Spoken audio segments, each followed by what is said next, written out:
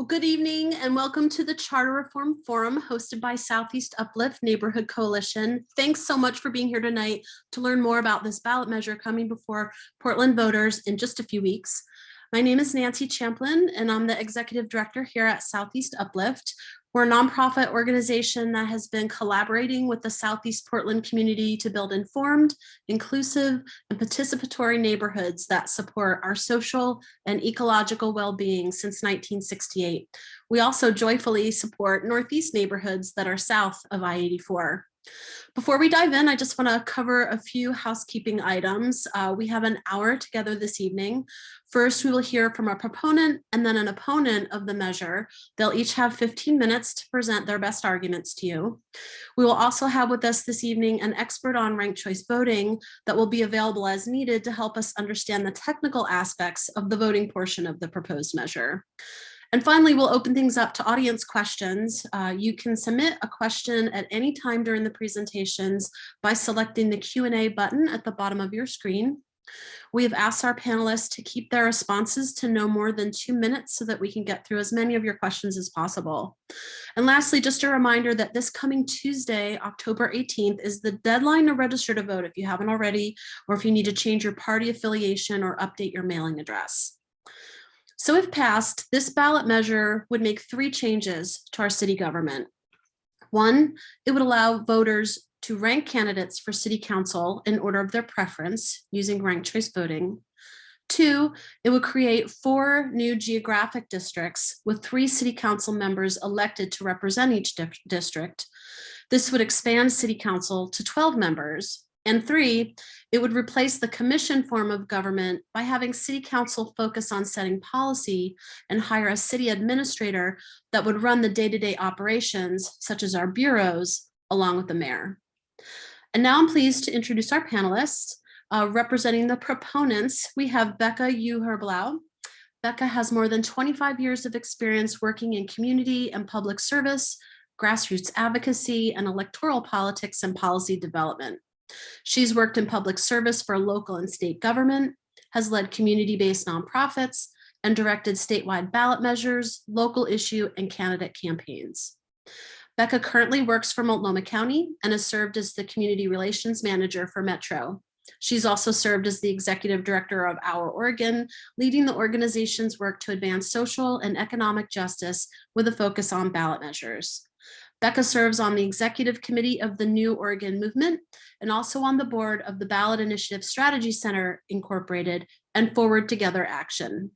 Her previous board service includes Planned Parenthood Advocates of Oregon and the Oregon State Board of Nursing. Becca grew up in a small Southern Oregon town and has lived in Portland since 1994, residing in the Elliott, Sabin, and King neighborhoods of Northeast Portland for more than 20 years. And her children attend their neighborhood school of Harriet Tubman and Grant High School. Opposing this measure is Vadim Mazursky. Vadim was born in Kyiv, Ukraine. He received a Juris Doctorate degree from the University of Texas Law School. After law school, he clerked for judges in state, federal, and international courts. He practiced litigation and mediation before being appointed as a U.S. administrative law judge. Vadim is active in the Portland community, focusing on disability, immigrant, and public safety issues.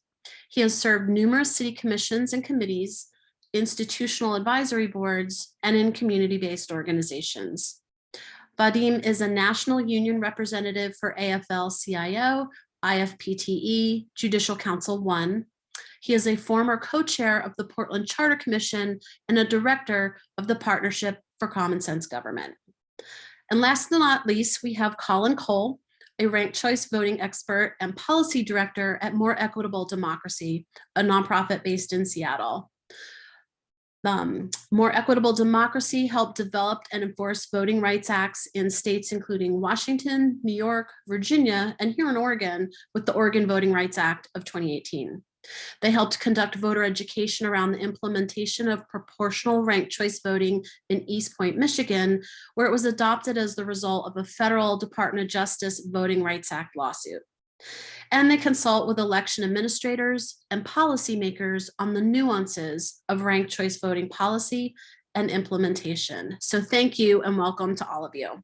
And with that, I will turn things over to you, Becca.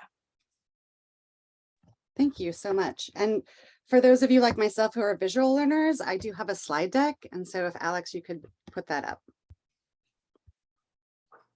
Thank you. First of all, thank you so much for having us, and thank you so much for you all for being here. Forums like these are so important to help voters make an informed choice about the important opportunity we have here in Portland to move our city forward. And before I share elements of Measure 26228 and how it will lead to a more accountable, functional, and representative government for all Portlanders, I want to share a little bit about the robust, transparent, and accessible process that helped build this measure. So the next slide, please. Like Vadim, I also was a member of the Portland Charter Review Commission, and it has been an honor and a privilege to have been a part of that unprecedented process. It was an incredibly inclusive, meticulously researched, and very thorough process. We spent 18 months in conversation, over 1,000 hours. We had 4,000 Portlanders respond to our survey, 26 community listening sessions, nearly 1,700 pieces of written testimony, 16 hours of public hearing testimony, 87 public meetings and hearings, and over 127 briefings and presentations from experts, political scientists, practitioners, city administrators, and city councilors from other jurisdictions. This is a measure that has been truly built for and by Portlanders. Next slide, please. So we have a shared understanding of what the problem is. We have a system that is 100 years old and is clearly not working for any of us. As was mentioned, we have a commission form of government, the last major city to have such a form, where the mayor and commissioners not only are responsible for passing laws, but they're also responsible for the day-to-day operations and overseeing city services. The challenges the current system presents are ongoing, persistent, and urgent in terms of our need to address them. They've led to an ineffective, inefficient, and unaccountable system. Bureaus, the work of bureaus and the services they deliver are often siloed. There's a lot of infighting. And that's the impact on Portlanders trying to access and navigate services. We have what's called a winner-take-all election system, which often forces Portlanders into a position where they feel like they're having to choose between the lesser of two evils. They feel like they're wasting their vote. It's really an all or nothing situation for them. And oftentimes races are decided in a primary, which has about 1/3 of the turnout as opposed to general elections, which really means that just a few Portlanders are making decisions for all of us. The result of this flawed system has resulted in a stunning and persistent lack of representation. Since 1995, 75% of the folks serving on the Portland City Council have been white men. There have only been 2 folks who have lived east of 82nd, only 9 women, and only 5 people of color. Next slide, please.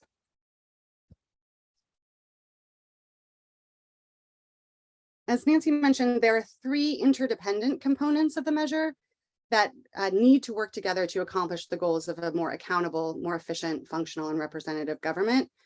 Moving away from the commission form of government and moving to a city administrator who, in partnership with the mayor, will ensure effective service delivery, expanding the council from 4 to 12, and allowing voters to rank candidates in order of preference. Next slide, please. Thank you.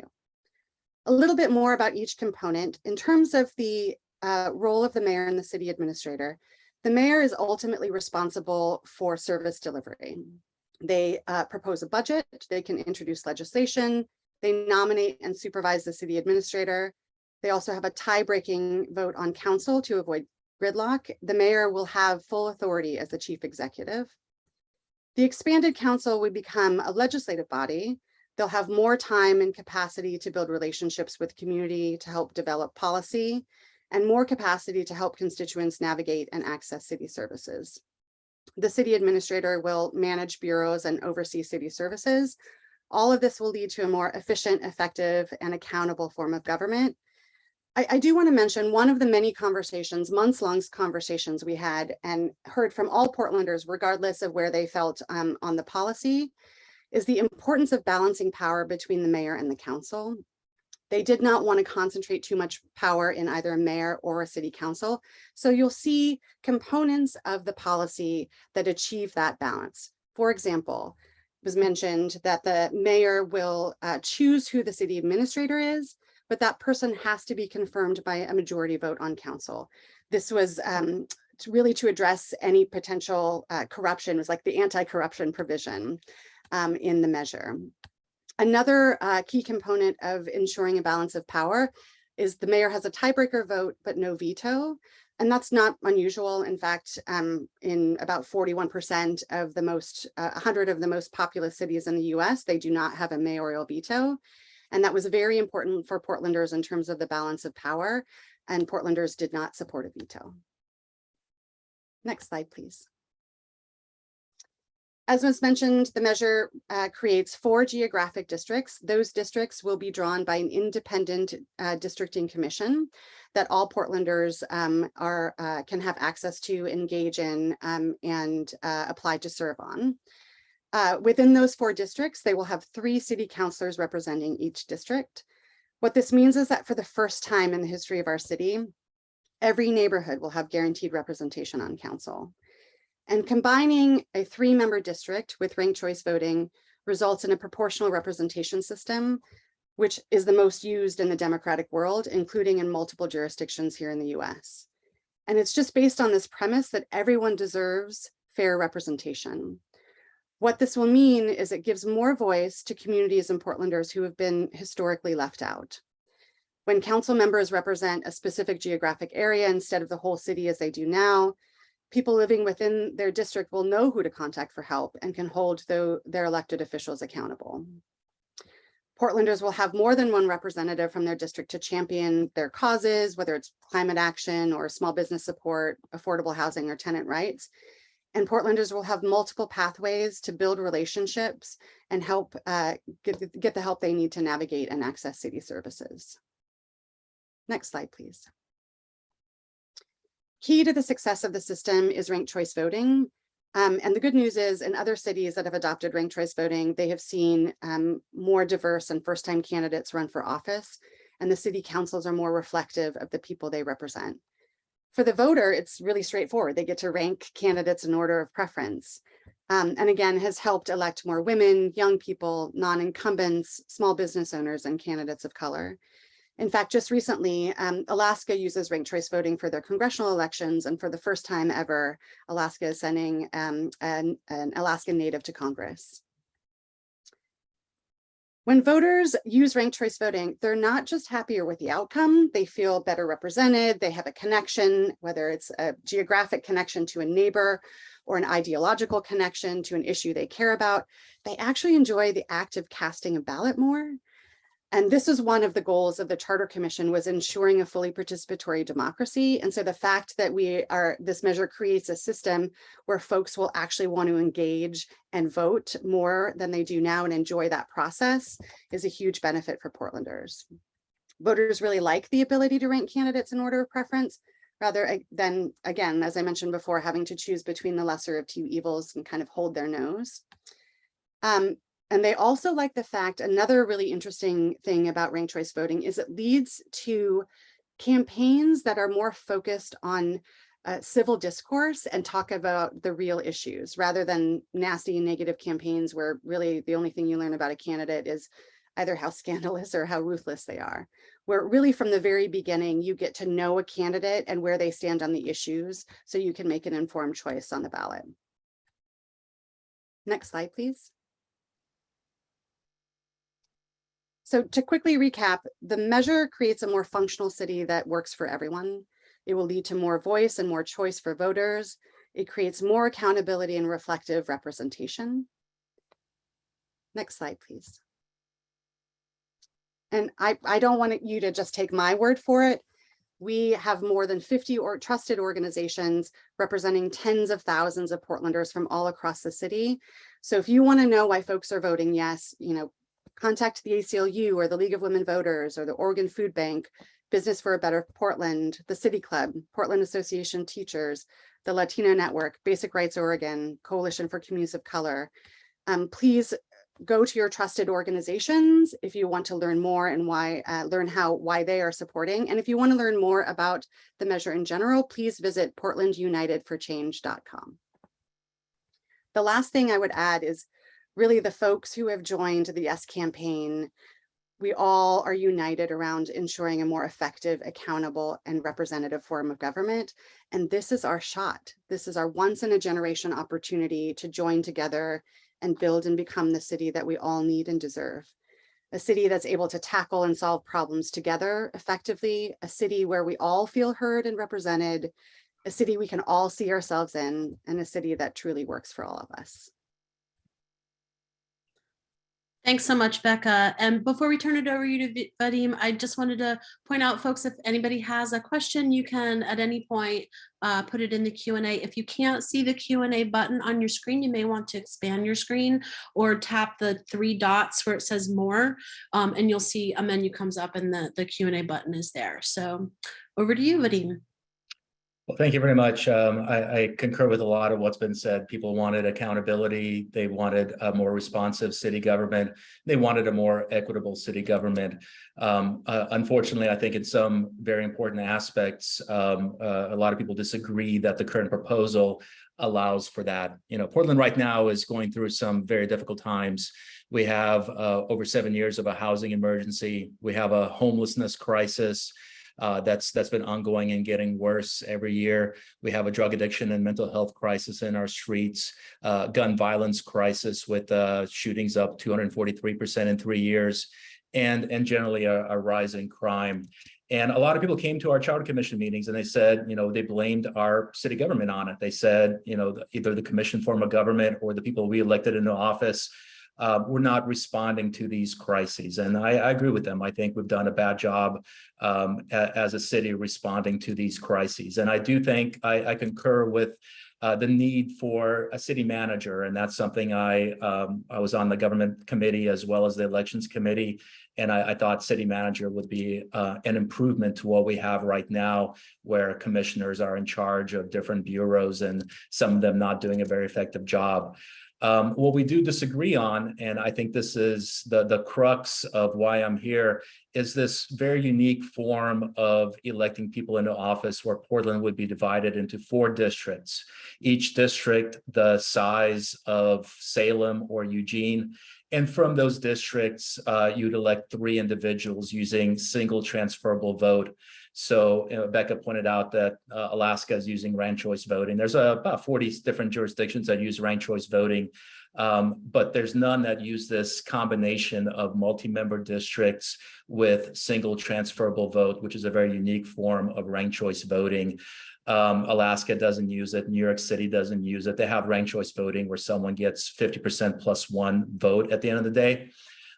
With this proportional ranked choice voting, all it takes to elect individuals into office is 25% of the vote plus 1.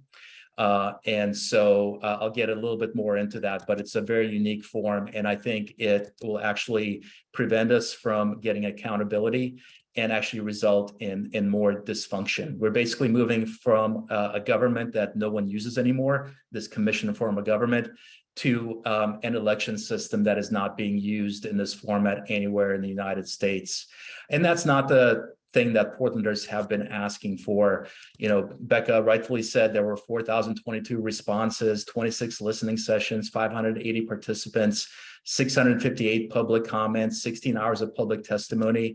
But this election system that was that's being put before the voters right now, that was actually a recommendation from City Club before the Charter Commission actually even formed. And if you read that report, what's out from the Charter Commission, despite all that testimony from individuals, and a lot of it was against these recommendations, it was exactly what was recommended by City Council, except for the number of people elected into those positions, and 12 was sort of like the magic number. Any more than that and people would vote against it, so 12 was picked for 4 districts. And so I think it's important to actually represent the voices that came to our Charter Commission meeting and spoke out, and they said that's too many people, that we don't need this convoluted system of voting, it was too expensive, and other issues that they had, which unfortunately were not listened to. And so what we have, and I'll quote the Oregonian that is saying, do not vote for this and wait for a better proposition in 2023. The Oregonian said, unfortunately, the proposals engineered by the Charter Commission introduces deeply flawed provisions that threaten to make city government even more dysfunctional and less accountable. And so a lot of promises have been made that this will represent everybody from tenants, renters, individuals that are employees, individuals that own businesses, individuals from all walks of life. But I think it's important not just to make promises, but to look at where aspects of this have been tried and whether it's been successful. And so with respect to multi-member districts, the United States over the years has actually been moving away from multi-member districts. In 1962, 41 states had multi-member districts. Now only 10 states have partially multi-member districts to elect people into office. The United States government in 1967 passed a law that if you have more than 2 representative Congress, it has to be from single member districts. More recently, Baltimore, Maryland, I think this is very instructive because one of their commission people from Baltimore that recommended these changes moved to Portland and spoke out at every single Charter Commission meeting we had against this form of voting.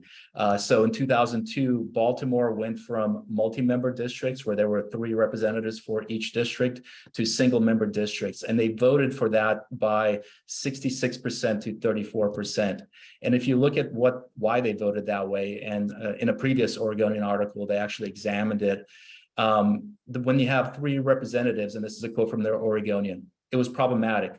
Extremely problematic. And this is from a Hispanic woman, Latino woman that was the first Latino elected to city council after these changes were made. Residents didn't know where to go when they had a problem. There often were concerns about whether all 3 worked equally or whether 1 or 2 were simply skating by. So when you think about it, Portland is one big multi-member district. Right now, you elect 4 representatives, and people do have that concern. They don't know whom to call when they have a problem. If someone doesn't pick up the phone, they don't know who's responsible and whom to vote out and whom to keep in office. There's a lot of finger pointing. And unfortunately, the proposal to actually bring accountability to Portland only says instead of 4, you'll elect 3 people. So again, who is accountable?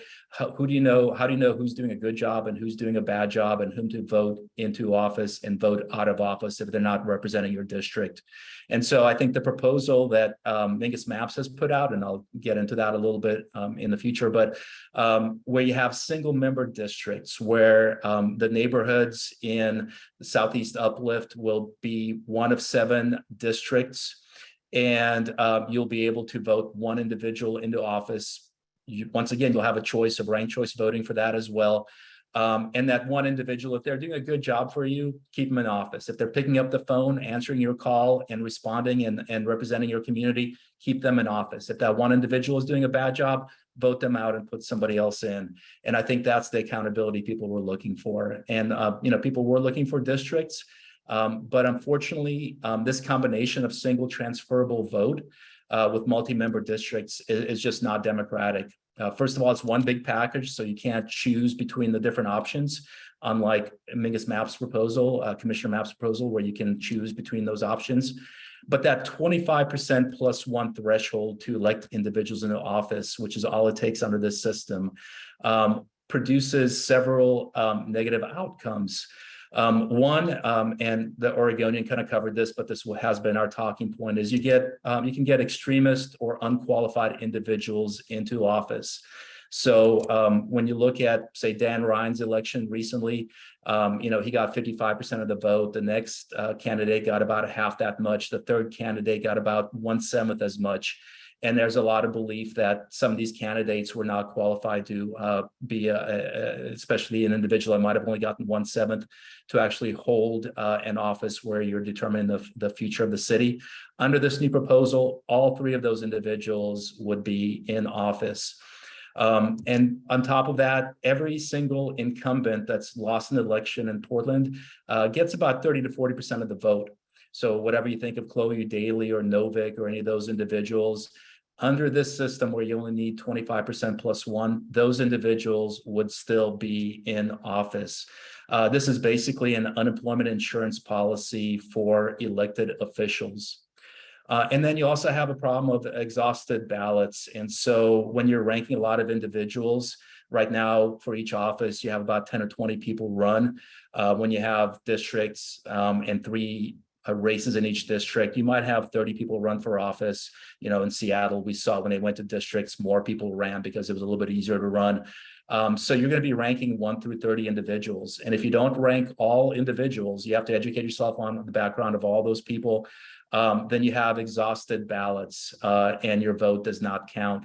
So when people did a study on this, about 9.6 to 27% of votes, 27% was in San Francisco, were exhausted ballots whose vote did not count because they didn't rank all the individuals. And so I think what we have here is a proposal that has a lot of negative externalities. Another possible repercussion is you don't have anybody representing the voice of Portland as a whole. So you'll have 4 districts.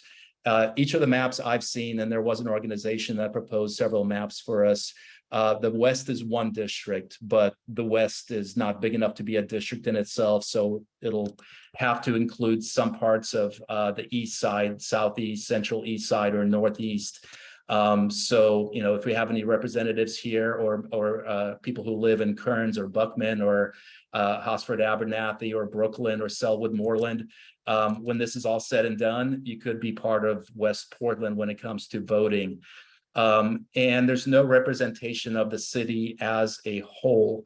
And so the mayor is only a tiebreaker vote. So that's not somebody that weighs in on the daily votes of city council. And so you might have districts that are at odds with one another or at odds with what's best for the future of Portland. And if you just have a couple districts together, they can determine what the budget will be, what the laws will be. And so once again, I think their proposal could be improved, and Commissioner Mingus Mapp's proposal has the mayor with a veto authority that could be overridden by city council. But that veto authority is something that 75% of the 40 largest cities allow for their mayor. That's what San Francisco allows. That's what Seattle allows. And it gives that at-large representation to city council. So I think what the problem here is not so much the city manager, which I think a lot of people want, is that this new election, this experimental election system can result in a lot of negative consequences at a time when our city is digging itself from under a lot of crises. It's an experiment at a time when we don't need to experiment with our future. And so we have a proposal that's out right now by Mingus Maps and an organization that he works with that really, I think, does capture a lot of the feedback that we got in the Charter Commission, as well as their focus groups. It calls for 7 single-member districts. 3 minutes. Thank you. It calls for 7 single-member districts. It'll allow a vote on ranked choice voting. But the kind of ranked choice voting that is used in New York City or used in more recently in Alaska. And, once again, the districts will be smaller, so it'll be along the lines of your voting for school boards and things like that. So you'll know what neighborhoods you're on rather than this current system where you don't know what district you'll be in. And so I do want to add that, this will be on the ballot in May of 2023. We have the votes on city council to make that happen. You don't have to wait a generation. You don't even have to wait until 2024 when this proposal will be enacted. It'll be 6 months. And so as the Oregonian said, there's better options out there. And it encompasses a lot of what people have been asking for, and it also is something that works in other places, and it's not experiment. And so I realize after me, there's going to be a presentation on voting, and I do think that that organization in the past, Equitable Democracy, has proposed having a voting system like this, more equitable democracy, and actually provided a report to the Charter Commission, once again, with this same proposal. They're one of the people that provided recommendations that were taken to heart. And they do have a video on there for East Point, Michigan. And so people claim proportionality is one of the benefits of this. The Oregonian wrote a great piece about how in Cambridge, Massachusetts, they did not actually achieve the proportionality. People voted on whomever they liked, where people lived, their handshakes and things like that. But also, if you watch that, if you go to East Point, Michigan, they had a voting there where 4 people were up for 2 spots. This is the first year they had this ranked choice voting with their single members at large, but with a single transferable vote. 4 people, 2 Black, 2 white for 2 city council positions. And even though they had 45% Black representation in East Point, Michigan, the 2 white people won. Instead, for the mayor, where they had ranked choice voting of the kind of New York City or Alaska, the mayor was elected as a Black woman. So proportionality does not always work out, and that's why we're fighting this fight. I think we trust people in Portland. Right now in City Hall, we have 80% marginalized communities, 60% from minority representation, 80% from East Portland, my race, Black woman, Latino, son of migrant worker, and an immigrant. So we do trust Portlanders to make a choice, and the better choice is to wait until Mingus Mapp's proposal. Thank you very much. Thanks, Vadim. Colin, you're up. Hi, everyone. So I'm just going to start off with a very quick video about the mechanics of the ranked choice voting component. And then we'll sort of just be here to help answer technical questions. And I'm going to leave the pro and con advocacy as much as I can to Becca and Vadim. So let me just mute myself so that you can hear the video.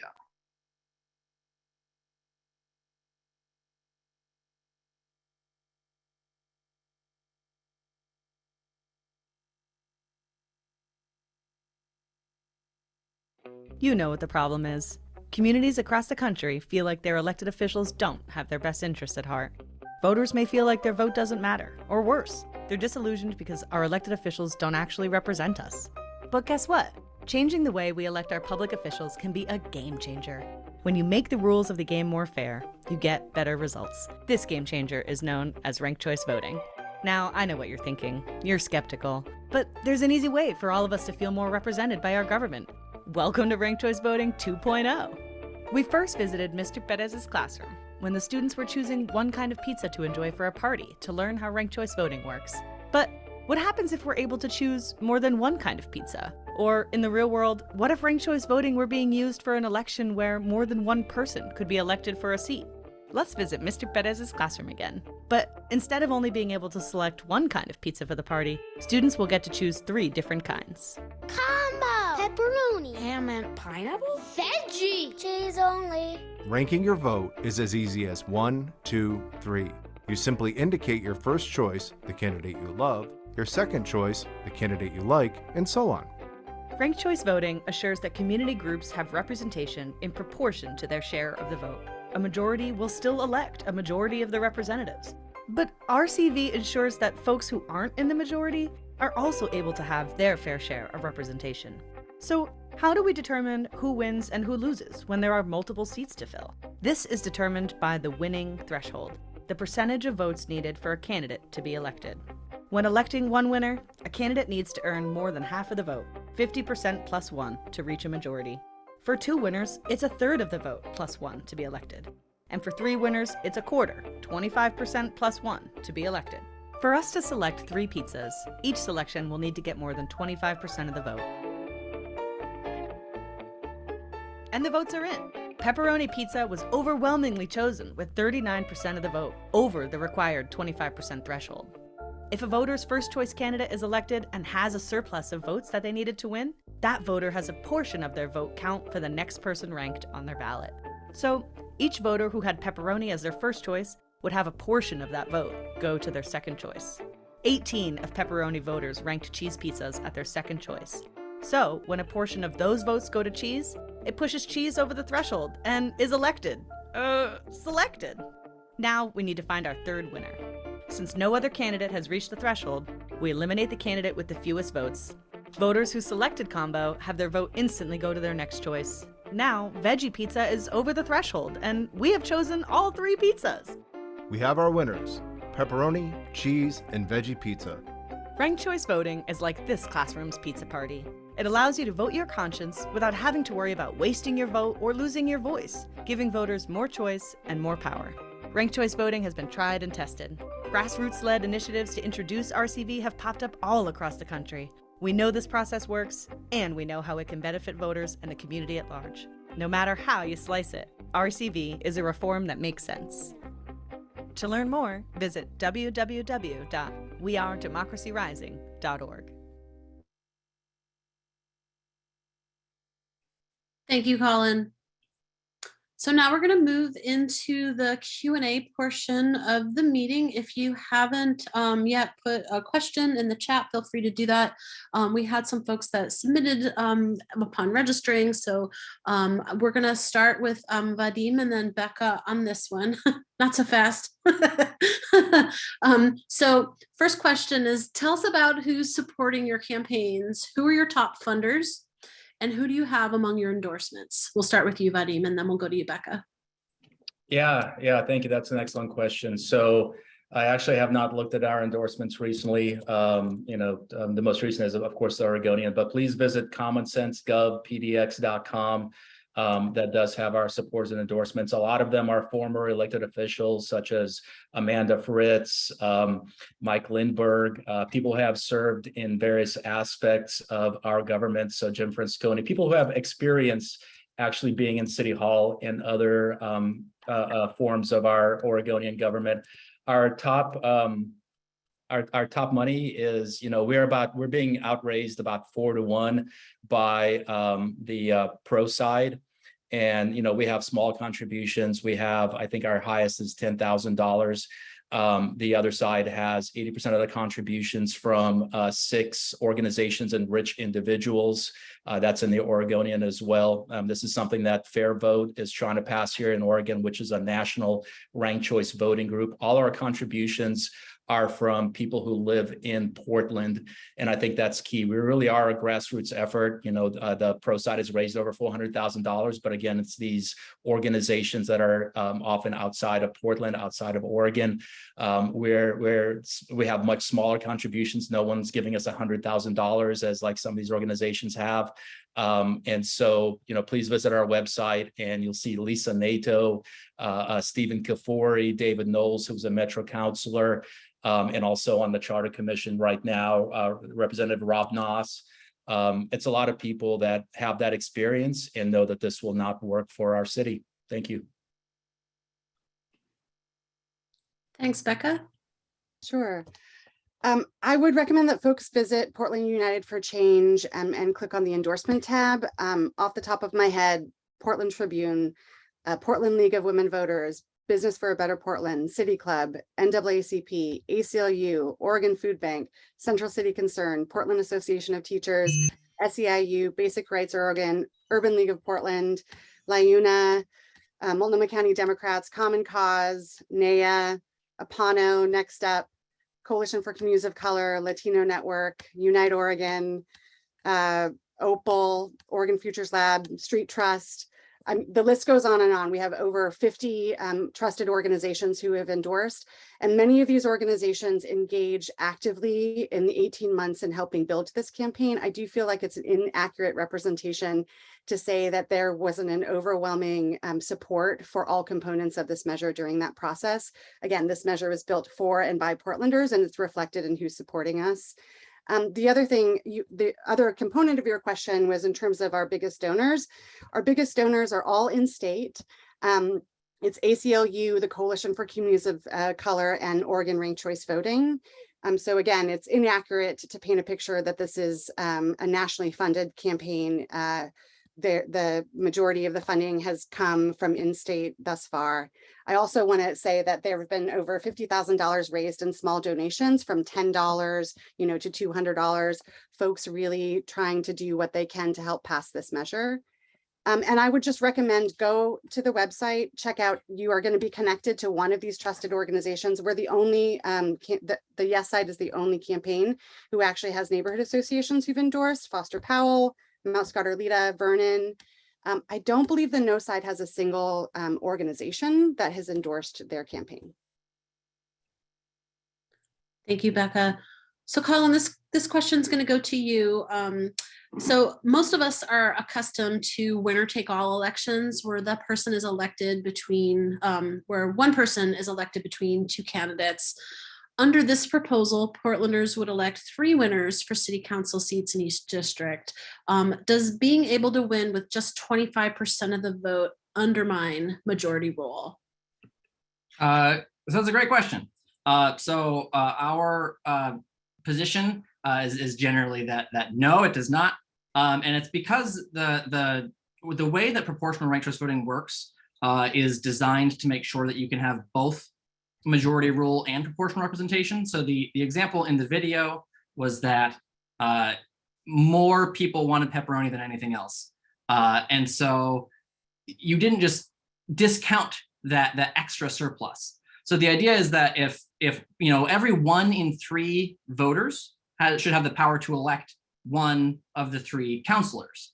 And so the way that works, to give sort of a practical example, is if, let's say, 55% of voters in a district supported candidates that were YIMBYs, and that's the majority of the electorate. Those voters would have the power to win 2 of the 3 council seats. Now, the other, 45% that only wants NIMBYs, they would have the power to win 1 of those council seats, if that's how they're choosing to select their candidates. But the majority of voters would still be winning a majority of the council seats. And that's sort of the legal mechanism through which proportional RCV upholds majority rule. Thank you. So if this measure were to pass, and this is for, I guess, Becca and Vadim, will there be the ability for to make future improvements? Becca, we can start with you this time. Sure. Any change to the charter must go to voters. So this is, again, why the emphasis on this is our one shot. I know that Commissioner Mapps has proposed a plan, but there are 2 significant hurdles. There are significant flaws in the policy, but 2 significant hurdles. One is getting through City Council, which Vadim says they have 3 votes, but we have yet to actually see that. And the second hurdle is getting past voters. And if voters were to vote no, voters are not going to turn around and vote no on something they just said, or vote yes on something they just said no to. In fact, if you read the Portland Tribune's editorial, they give classic examples of how many times have we gone out for the gas tax? How many times have we gone out to pump our own gas? Voters repeatedly say no again to something that they said no to before. And to them, this might look like a distinction without a difference. I mean, to the Yes campaign and to folks supporting a proportional representation system, there's a huge difference between multi-member districts elected with proportional ranked choice voting and single member. I just emphasize on single member, a couple of things do not make sense for Portland and might make sense for Baltimore. That's not an apples to apples comparison, but it doesn't make sense for Portland for 2 reasons. One, we don't have constituencies concentrated in a particular geographic area. I mean, that's the good news, is we were not segregated in that way, right? Renters are spread out, folks of color are spread out. So it actually doesn't lead to increased representation for folks who haven't had a seat at the table. The other thing is that single member districts have been proven time again to result in a decrease, a significant decrease. Sightline Institute just came out with some research and studies that showed a 20% decrease in investments in things like affordable housing. So you see a decrease in all of the infrastructure, transportation, affordable housing, these things that neighborhoods and the city depend on when you move to single member districts. Thank you. Can you repeat the question? I'm not sure what it is at this point. I'm sorry, say that again. What was the question? Because we got some, I'm not sure what the answer was. But Oh, the question was, if this measure passes, would there be an ability in the future to make improvements? Oh, thank you. So I think a lot of people are kind of counting at this point. So Becca mentioned the Tribune endorsement, and I think everybody should read that because it really is enlightening. The last sentence is, while your vote still means something, hold your nose, vote no on the proposed change, and wait for the arrival of a more, says vote no on the proposed change, okay, and wait for the arrival of a more reasonable, workable, fair plan in the near future. Oh, that's from Jim Redden. That was October 10th. But the endorsement from the Tribune likewise says, that there's a lot of faults here, and that you should like that there might be some changes. The difficulty we have here is, unless there's a public initiative, it's up to city council to make those changes. So in 2024, we will be electing 12 people to city council. At least 9 of them will be new, a new mayor, a new city manager. All those individuals will have to figure out what their duties are. Those 3 individuals from each district, is someone going to be answering the phone calls? Is someone else going to be responding to potholes? Is somebody else going to be responding to homeless concerns? None of that is laid out in this particular framework.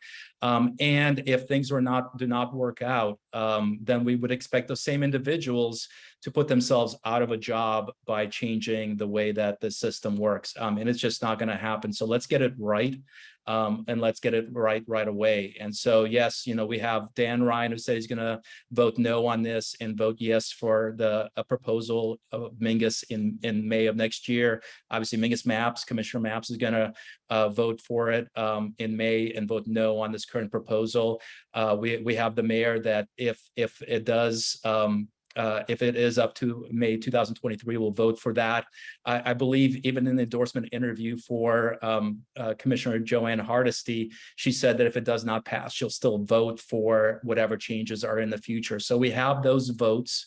Rene Gonzalez said if he's elected, he's voting no on this, but he'll vote yes on Mingus Mapps' plan. So whatever the constellation is, we can get a better outcome, but I would not wait to try to change things when we see that fails. And then to just pick up a little bit on Colin's messaging earlier. So yeah, there are a lot of promises made here, but when you look at like Australia, where they have had this single transferable vote, the One Nation Party gets elected, which is a xenophobic party, which is a party that is racist, which is a party that denies climate change. But because you have a small portion of the electorate can elect individuals into office, it's not always the individuals that you like. It could be the individuals that are extremist on the other side as well.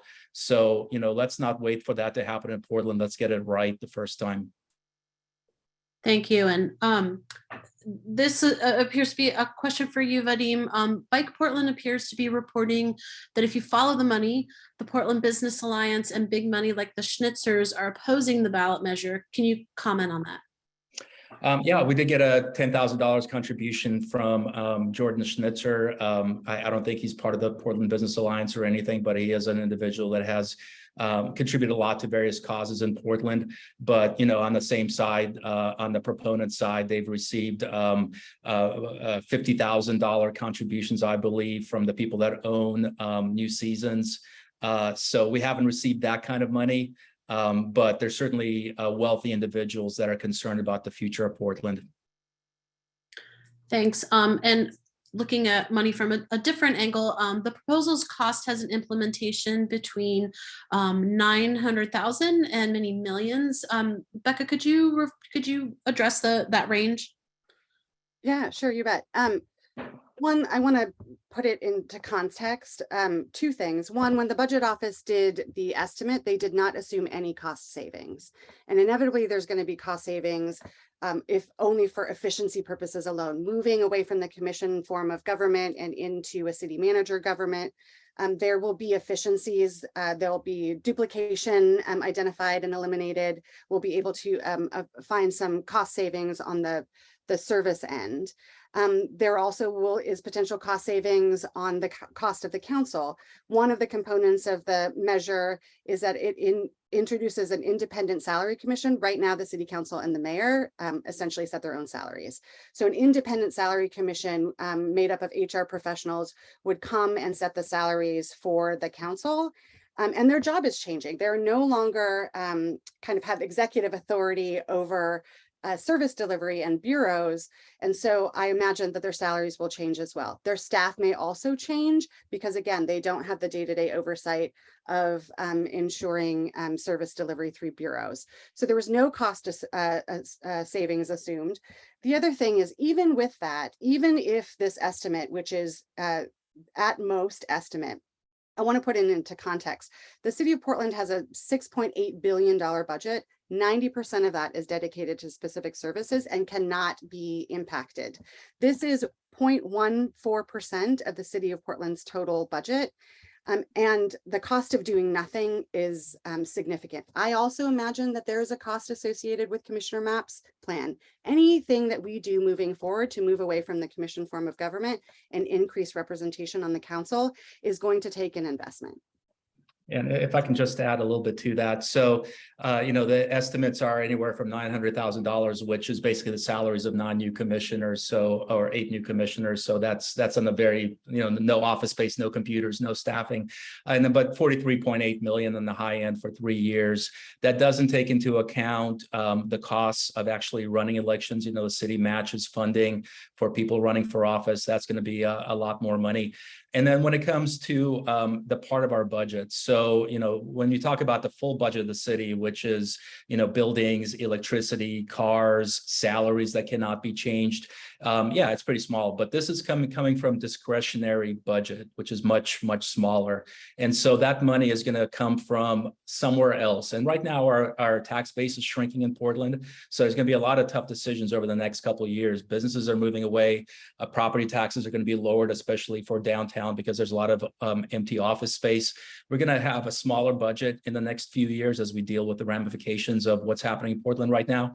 And that $43.8 million or whatever it'll be, plus the election stuff, is going to have to come from somewhere, whether it's trash services or crime intervention specialists, or all these projects that we're trying to do to increase livability in Portland. We're going to have to cut something. I mean, that's the beginning and the end. It's not going to be, I know Becca says it's going to come from cost savings, but someone has to show me where those cost savings will be. If they're going to fire people and we have less salaries as a result of this, I hope somebody writes it up about this. But right now, it's just promises that this is going to save money. What we do know is it's going to cost money. Thank you. Colin, I'll turn to you. You have your head in the weeds on data and statistics and trends. And I wonder if you could talk to the idea of ranked choice voting and what the trends are there. Sure. So I guess a couple things to say. First of all, Vadim is actually absolutely correct when he says that most places using ranked choice voting in the US are using the single winner instant runoff version. And that's true, like he mentioned in New York City and in Alaska and Minneapolis. So that's absolutely true. There are places using the combination of proportional representation and ranked choice voting. However, which include, like we mentioned earlier, East Point and Cambridge, Albany, California, Arden, Delaware, Minneapolis for their Parks and Recreations Department, and Palm Desert, California, to name a few. Now, if you really want to get really nitpicky, some of these places are using at-large proportional elections, and some are using districted at-large elections. Though, like Vadim mentioned as well, when you have an at-large multi-winner election, it's essentially one large district. And from a implementation standpoint, the way East Point, which is all at-large, implements proportional RCV compared to the way Palm Desert does, which has districts using proportional RCV, the actual back end, the mechanics are the same. And the interesting bit we like to talk about at my organization is some of the history, where proportional ranked choice voting was actually used pretty widely in this country in the 1930s in cities like Sacramento, Cleveland, Cincinnati, and New York. And then in the sort of post-war era, in the 1940s, there was a lot of backlash to the fact that for the first time ever, African Americans, white women, and a handful of members from the American Labor and American Communist parties were getting elected. And so the Democratic parties and the Republican Party sort of joined forces to repeal campaigns, largely based off of openly xenophobic campaigns saying things like, in a small town called Lowell, Massachusetts, there was arguments that proportional ranked choice voting was giving Hungarian immigrants too much power. And that was why there was some repeals. So the re-emergence of proportional ranked choice voting in the last decade or two is not the first time we've seen that system here in the US. And the one other thing I guess I do want to disentangle for a moment is multi-winner elections. So my organization, More Equitable Democracy, is a racial justice organization. We focus on voting rights and electoral systems. So this is an area that's pretty important to us. And there's an important distinction to make between multi-winner elections because, as Vadim mentioned, multi-winner elections Many places have moved away from them, like Baltimore. There is that 1967 law that said you can't use multi-winner elections to elect members of Congress. And throughout the South, a bunch of multi-winner elections were challenged and overturned under the Federal Voting Rights Act. The important thing to note, though, is that these were winner-take-all multi-winner elections, which don't guarantee a minority or a protected class the ability to elect candidates of choice. But proportional multi-winner elections, including not just ranked choice voting, there's other ways you can do it as well. There's a system called cumulative voting that's used pretty predominantly in the South in places like Texas and Missouri. Even though winner-take-all multi-winner elections violates the Federal Voting Rights Act, the same Federal Department of Justice has actually used proportional multi-winner elections to remedy violations of the Voting Rights Act. And so whether or not a multi-winner election is proportional or winner-take-all is a more important question, we would argue, than whether or not an election is a single winner district or a multi-winner district. And I appreciate the balance Colin brings to this, because there is quite a bit of nuance here. In some places it's working, some places less so. And then there's nothing quite like what we have here. But East Point, Michigan, go to Colin's website. There's a documentary there, which I think is an excellent documentary as a whole, but it does bring into question what representation really means. It talks about the 2019 East Point election, but also Palm Desert. You know, they violated the California version of the Voting Rights Act. They had not elected minorities to their city council, even though they have a large percentage of minority population. What they ended up doing is they had one district, 20% for the minority representation, and then one large district with 4 representatives using the single transferable vote. So they even did something weird in order to get that minority proportionality. But then this year, even though they were supposed to implement it this year on their ballot in November, they're actually moving to single member districts. So they're realizing that this is a little too exotic. They want to have single member districts where they can elect individuals proportionally to their city council in accordance with the California Voting Rights Act. And so to say that they're a good example of multi-member districts with single transferable vote not only discounts the fact that it's different from what we're doing here with this 2-district thing that they're doing, but also that they've decided to move away from it. So Becca, I'd love to have more conversations about it. It's really good stuff. We are closing in on the end of our time, but I have 2 kind of nuts and bolts question, and I'm going to go put these both to you, Becca, and then we'll wrap up. 2 of them. One, lots of people appreciate all the hard work of the Charter Commission. Thank you. Assuming the proposal passes, who will hire the city manager? That's one. And the second one, and I can repeat them, the second one is how the districts are chosen is important. Can you explain who defines the districts, and will population be considered when choosing the districts? Sure, I'll start with the latter part of the question first. So this measure includes an independent districting commission. So this would be in the charter if this measure passes. And that independent districting commission made up of Portlanders would be the body who draw the lines, with help, of course, from a map maker, a demographer, you know, some technical assistance. In fact, the city is already making plans to ensure that they have that capacity on board. Immediately after the election, they intend to open up applications, because that process has to begin immediately. We wanted to ensure that as many Portlanders had access to that, to being able to participate in that process as possible. So we removed barriers for participation in that process, with the exception of if you are a current member of city council, or if you're officially on the ballot running for city council. Obviously, you cannot be part of the districting commission. And they're also in that part of the charter, there's mandatory engagement. They have to have multiple public meetings. They have to have them in different parts of the city. So we wanted also to create a process where people could engage and help inform the drawing of the lines. The second or the first part of the question, in terms of what process will folks go through to hire the city administrator? We talked about that a lot, but none of that is in the charter. That was intentional and purposeful, and it shouldn't be, honestly. That the charter is kind of the city's constitution and is a foundational document. So that's an implementation question. I will say one of the things that that will help influence how that process happens, right? In terms of, I'm sure there'll be a national search. I'm sure that we will seek qualified people, and I'm sure that folks will be fully engaged. In fact, we had a number of conversations with the city employees. Like 1,100 people participated in, who were identified as city employees participated in the conversation, who are very also interested in participating in this process. But again, one of the checks and balances is that the city council has to confirm the mayor's choice. So the mayor can't just choose an individual like a political appointee, right? They actually have to have gone through a process, a thoughtful, inclusive, transparent process, and the council needs to approve that person. And I want to just quickly add about 10 seconds that Colin's organization, I believe, actually provided us maps of what these districts will look like. It was very instructive. We had a census, the next one's not until 2030. So we kind of know what the districts might look like, and we could have had the districts out there. But, part of these maps is, Sunnyside would be voting with downtown because West Side is too small to be a district on its own. I have yet to talk to one person in Sunnyside that wants to vote with downtown. So, cynically, I think there's a reason why these maps were not provided ahead of time. And Mingus Maps has said that with his proposal, people will know what district they would be in when it comes time to vote.